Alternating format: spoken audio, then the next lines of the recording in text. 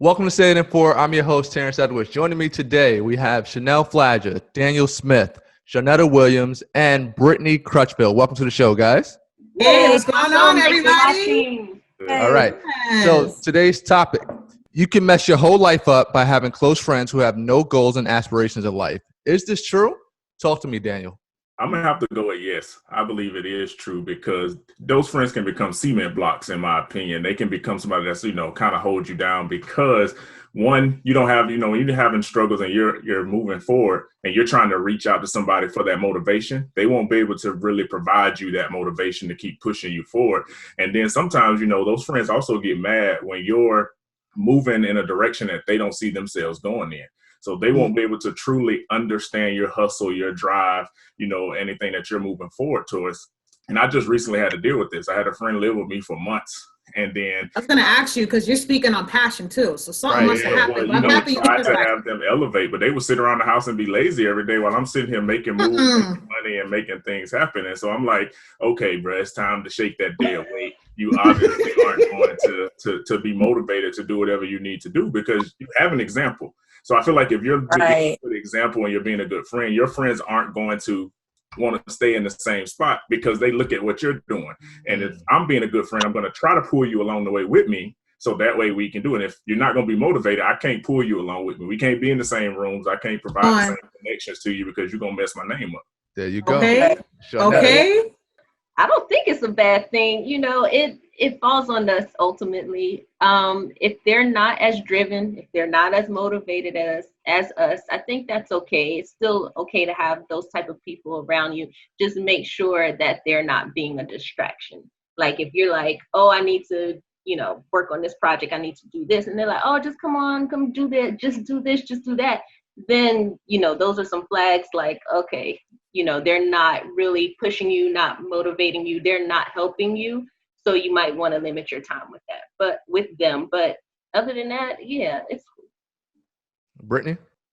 So I definitely feel like it affects your quality of life, the type of people that you hang out with, because the amount of time that you spend with somebody, if this person has no goals, has no aspirations, eventually I feel like it is going to affect you, because if that's your friend, you guys are going to want to spend time with each other when you might want to be doing something more productive, and then they do start to look at you differently and start to be upset when you want to do something, and they'll call you, oh, you switching up on me, you doing all this, when actually you just want something better for yourself. So I feel like at that point, you really need to evaluate your friendship with that person, because where are you going to see yourself? How are you going to take that person with you if they have no drive themselves? So I feel like you do got to be careful with that.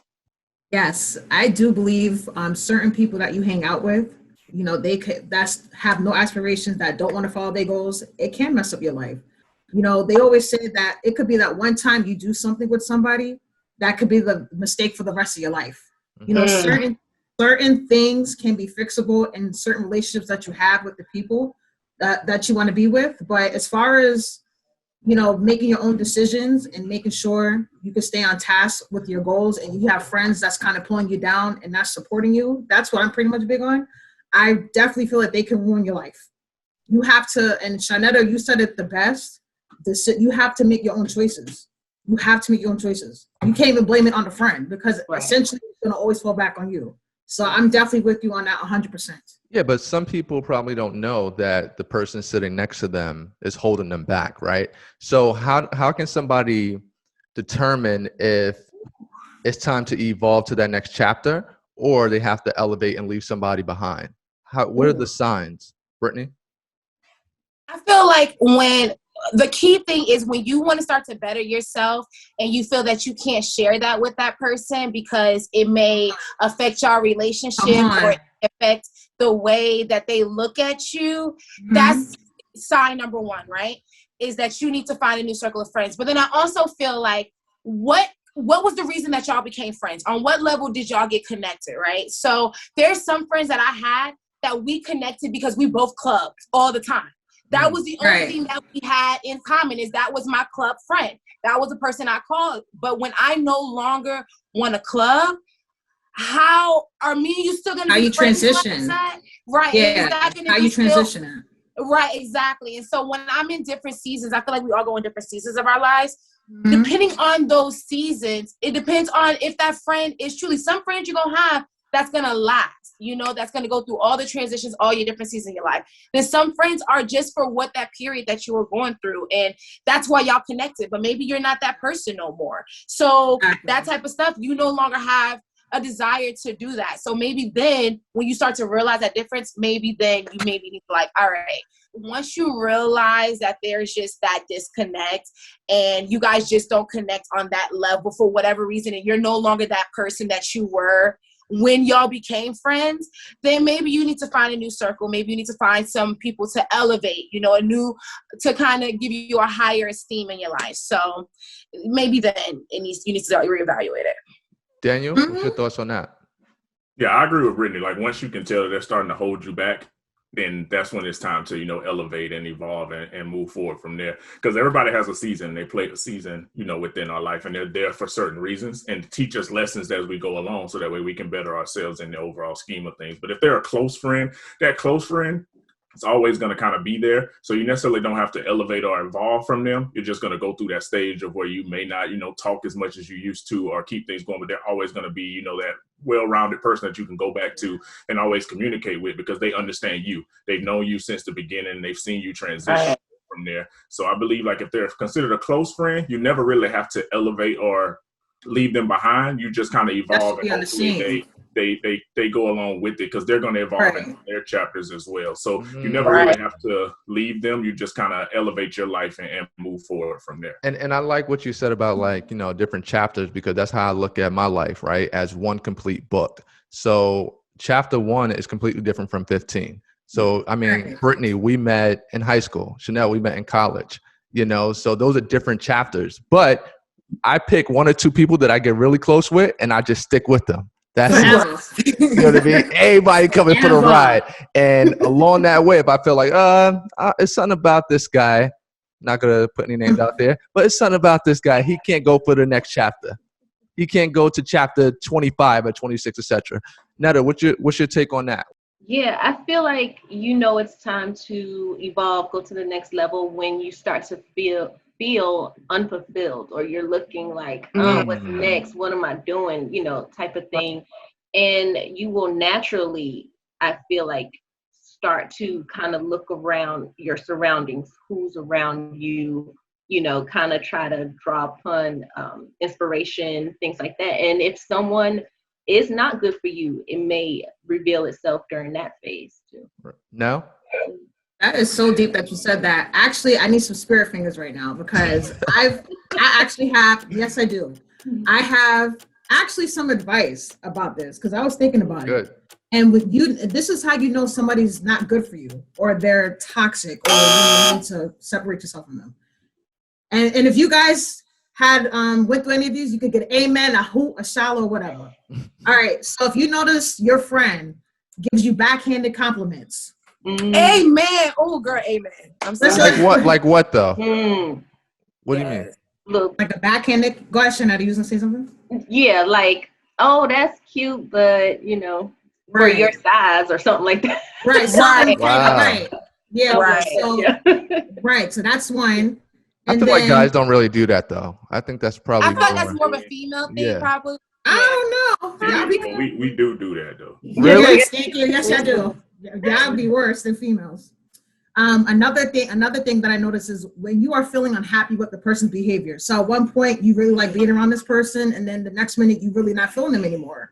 And then now it's like every little thing they do, it just gets on your nerves and it bothers you. And that's one clue. Another thing I would say is if they are intimidated by you. So you want to make sure your friends are comfortable with you. I want to be able to talk stocks with my friend because my friend's doing the same thing too. But if you're friends with somebody that don't know stocks, it doesn't mean that they can't learn it. But if they don't have no interest in learning and you're doing it to better yourself, then how are you guys going to be on the same page? Because now when you become successful, then they're going to try to leech onto you and use that friendship like, you're my people's. Whoa. No, I worked hard and I gave you the opportunity and you didn't want to take it. Another thing, and there's 2 more things. When your friends guilt trip, if you have a friend, if you notice their behavior and they're guilt tripping all the time, they got to go. And the last thing, which irritates me, and I'm gonna get this, is when they play the victim. I cannot stand that. That is one of my pet peeves. Do not play the victim. If that's your behavior, I don't want to be around you. You're gonna make my life more than what it needs. Is you're gonna give me energy that I don't want. Like, yo, stay away from me. I couldn't say that before, but now that I'm growing, and as people, that's the main thing that we do in life. We grow from the time we're born to the time that we're an adult. And if you like seriously, if you are bringing down my spirit, you got to go. I will cut you off in a heartbeat and keep it moving. But those are my little tips for you guys. But like, so I want to make a comment. So you made a comment about, if you were interested in learning in stocks and your friend doesn't know anything about stocks, and they don't want to learn anything. I don't feel like it's a problem so much as they don't want to know anything about it. If I'm interested in it and you not interested in it, I don't feel like that's a problem. I feel like the problem comes is when you down talk me for being interested in it. Right. And you know what I mean? Or you make the problem is, right. Yeah, you make me feel bad for wanting to better myself. And why you doing who that? You think you are? Yeah, who you think you are? You ain't about to make, or you talk negative. You ain't about to make no money. You get money. But that's what it is, right? Yeah, I feel like that's the issue where it comes like, all right, you may be not the person for me. But the thing is I don't want to be with a friend if I'm not saying that I'm really into stocks so much, but as an example, if I'm into stocks and you're my friend, you don't have to like stocks. So you're right to say that. You don't have to like it, but if I'm showing interest in something, I would still want your support. Right. Absolutely. You get what I'm saying? But maybe you need to find other stock friends to then nurture that aspect of you. If that's what you're really interested in, there's nothing wrong with you finding people to feed that. And we can still be cool. You know what I mean? That doesn't take exactly. Because you're going to have different friends for different occasions. I know this is the kind of friend I could turn up with. This is the friend I could kind of do business with. So that's good. But you also have to really be careful who you're with. Because even those people that we rely on, they have flaws that could affect us as well. Right. My biggest thing is those friends who always need something or always got a damn problem and they want you to solve it. Solve it all the time. I need help with this. My tire is flat. My car don't work. I can't pay this bill. Can you help me? It's just always a problem. I don't always want to just talk about your problems every time that I call you. Because you're just talking to me to solve them. You just need somebody to listen to you. Right. Like, I don't want to do that. So I hang up, I make an excuse, and I say, hey, look, Mr. Salty's outside. I'm going to go get me an ice cream real quick. I'll call you later. Oh, that's when you do the refrigerator's running? The refrigerator's running? Pretty much, I'll call you back. I forgot to close the drawer. Yeah, that's true. I mean, it's like they say, too, a stranger will support you over your real friend sometimes. Like, this shirt I'm wearing, we do shirts. And why Come on. I've had more strangers buy more shirts off of the first time they met me than my friends. And I got a lot of friends. So if that was the case, my shirt should be sold out. Right. Well, can you be mad at them? Are you? But let me ask you this: are you mad at them for not getting a shirt? Oh no, but you know what they'll do though. If I say, "Hey, I need somebody to wear a free shirt," hey, I'll take one. Let me get a discount because you a homie. No, that's not how it's supposed. If you're a real friend, you're gonna support your friend at their price, and you'll be the first one to support them at the price that. So then, are they really your friends, or is it because they have a financial situation? Because some people be like, "I don't have $15 to buy your shirt," but they got $200 to buy the new Jordans that came out. Exactly. They got $500 to pay for a Gucci belt. But let's say you have a friend who is your childhood friend and you're progressing in life, you're making moves, you're doing things, and they do start to feel a little slighted or a little intimidated, or now you've got new friends, a new circle of friends, you're doing things not including are they wrong to feel that way? I feel like this time when we're adults, you're feeling left out because you're not on that. If you had something to go and give all your energy into and put all of your, time and effort into, then I feel like you wouldn't feel that way. You feel that way because maybe you're not doing anything, and then you see me doing something and making moves and progressing. And maybe you feeling a little left behind. Intimidation. That's what I'm saying. Do you just write that friend off though, or do you kind of write them off, but you keep them at a distance? Right. But then they're gonna say that you're changing up though, right? Yeah, but they can't. Let them know, T. I'm changing. No. I'm just saying, I agree with him, but I'm saying they're gonna automatically just feel like, oh, this person's changing up. Yeah. Right. It's not necessarily changing up. It's just I realize that I can only talk to you about this, and I'm only gonna involve you in this circle because if not. I'm not going to get any benefit out of anything else that we're going to do. Mm. But do you feel like it changes the relationship? Sorry, T, I didn't mean to cut you off. No, it's going to change the relationship in some aspects of y'all aren't going to be as tight as you may have once been. But if you're a real friend, you're going to understand that, hey, me and him ain't rocking on that level. I can't even talk to him on that. I'm going to let him, migrate to somebody else that can speak to him on that level. But I'm going to be here, because I've been here since day one. So I'm not going to switch up on you just because, of that. Now, Daniel, once you elevate, how do you have that conversation with that person though? Or do you just distance yourself and say, all right, I'm not going to be around you like that? Or do you sit them down to have the conversation at Starbucks or something, or at the bar? If you're a real friend, the communication is key. And they should be able to understand that when I say how I feel, that's the way that I feel, and not take it some type of way if they're really my friend. And as long as, we built that communication, I feel like that's where, the establishment and the foundation is laid anyway, because they're going to be like, hey, he came to me as a real person and said, look, bro, I'm about to work on this. You've been kind of not with me on this angle. So, I'm going to do this. I still support you as my friend, but I can't have you around for this type of situation. Wow. That's a deep conversation. That's a tough conversation. Yeah, that's a tough. Yeah. It's tough, but it's something that you got to have with your friend. Because if you really value them as a friend, you want them to hear it from you, not get on social media and see that I've been elevated and did all these different things. And be like, dang, bro, you didn't even tell me you did this. But now when they see it, they can be like, you know what? He did have a real conversation with me and told me straight up. So real quick, D, so you think that's required to have that conversation? If they're a real friend, if there's somebody that you value their relationship, then it's a real conversation. Because it's the same with even relationships. If you're going to evolve over the time of your relationship. If you can't have that conversation with your partner, with your friend, and let them know, hey, this is what I got going on in my life right now, then they probably weren't really your real friend anyway. Mm. I feel like that conversation can only be had if there were steps leading up to that moment, right? I don't feel like you just spring out of nowhere and then one day be like, yeah, I know we've been kicking it this whole time, but I really don't feel like this no more. That comes off like, all right, now you switching up on me. You becoming a new person versus maybe through time. I tried to put you on, you telling me, look at me crazy. And then I'm like, hey, yo, listen, do this, this, and this. And then you giving me backslide. Then maybe I can sit. Yeah, and that's what I was meaning. Like, it's not something you're just gonna walk in and be like, "Hey, we need to sit down." Yeah, because I'm like, that seems harsh. It's gonna build up to it where you've tried to do things and they just ain't been rocking with it. Then you're gonna be like, "Look, man, I've been tried to get you down with this, and you said no. So look, I'm gonna go work on this, and you can just continue to do whatever you're gonna do on this side." Now, last question: what happens if you don't like your significant other's friends? What do you do in that regard? How do you have that conversation with shorty or homeboy and say, yo, I don't like those friends for you? You came with the heat on that. I'll be the first one to let them know.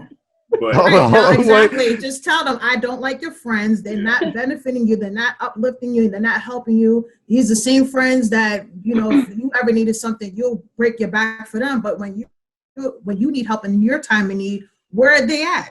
I don't like these friends. They're not good. They're not doing anything. But those friends, what if those friends was there way before you came in the picture? Yeah, right? I see what you're saying. But and again, this is for me. No. Like saying this to a man who it is his homie, been there since high school, since that don't mean nothing to me. Just like blood and blood. Like, he gonna be like, I don't know, because family, but sometimes you gotta do. He's gonna feel like you're. Change. Daniel, you have something to say, right? No, I was just gonna say that's a hard one because one, they've been there, especially if they've been there since day one, and you can see it from. So sometimes you gotta let not even say anything, just let them learn from experience, because eventually that friend's gonna show their true colors, and then they're gonna be like, I can't believe such and such did it. Now that's your time to be like, okay, and just be there to support them and just work from there if you don't like your friends. But I think once you try to say something, they're gonna try to hang out with that person even more, and it's gonna cause it. Really? Yeah. Wow. I mean, it's just like when you were dating. Like if a girl told a father told his daughter, I don't like that man for you. 9 times out of 10, what happened? She latched to him. She's gonna be dating that dude because she felt like, oh, this is something I can't do. Oh yeah, I'm gonna show you that this is gonna be done, because we have that mindset. Once you tell us we can't do something, we're gonna prove you wrong and try to make you see it the other way. So I feel like you have to kind of just let things play out, because your true colors are going to be revealed over time. Right. Nice. Thank you all for tuning in to Say It in 4. My name is Terrence Edwards. We got Daniel Smith, Chanel Fladger, Charnetta Williams, and Brittany Crutchfield. Tune in next time to Say It in 4. Thank you.